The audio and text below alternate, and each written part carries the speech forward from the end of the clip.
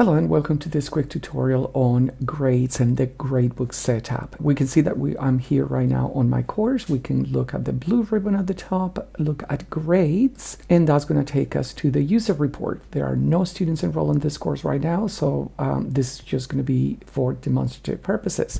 We're going to click on the little arrow to get the cascade menu, and we're going to look at the different options. We're going to start with the graded report. It's very useful because we would get the names and email addresses and countries of all the people on our course because it's part of the settings, and then graded report for all the different activities that we have on my course in a course total.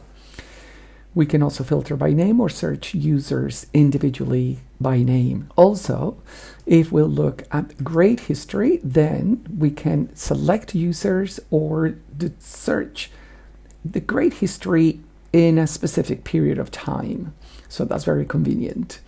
We can also look at the outcomes report. In this case, obviously, there's nothing completed right now. There are no users, but once it is populated, it is useful.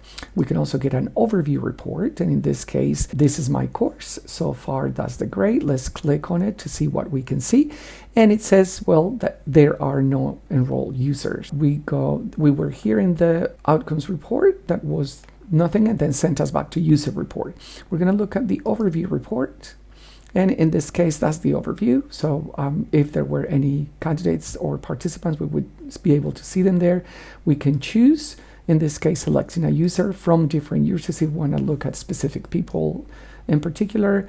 Rubrics report, in this case, there are no rubrics, so therefore we cannot see anything. There's also a grade summary, which we can see for all the different activities. In this case, on the course, I have forum, a quiz, two more forums, and a checklist that require a grade, and then therefore here we could see the average. And finally, we have the user report, which we saw before.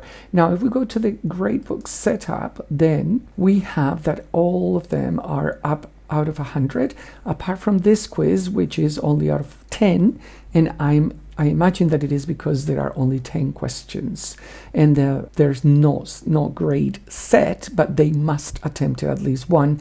Therefore, the maximum number of points they can get is 10 questions. We can move the different activities here. We can move them up or down if we use the click on the arrow, so we can basically move it up, decide where we want it, and we're going to cancel because in this case I just want it to be there. It's just for demonstration. And also, if I wanted to change the grading, then I just need to tick it, and then on the three little dots, edit the grade item. I can hide it or lock it.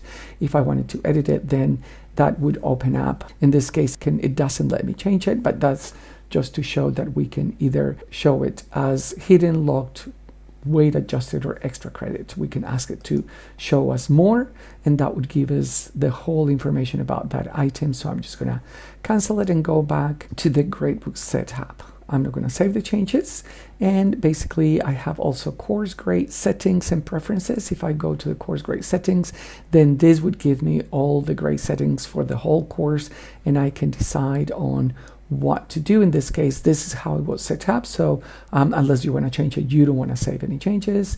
And finally, we have the preferences for grade report. We can decide whether to show hide toggles, special arrows, and general. So I'm just going to go back to the main page with the graded report. Thanks for watching, and I hope this was useful.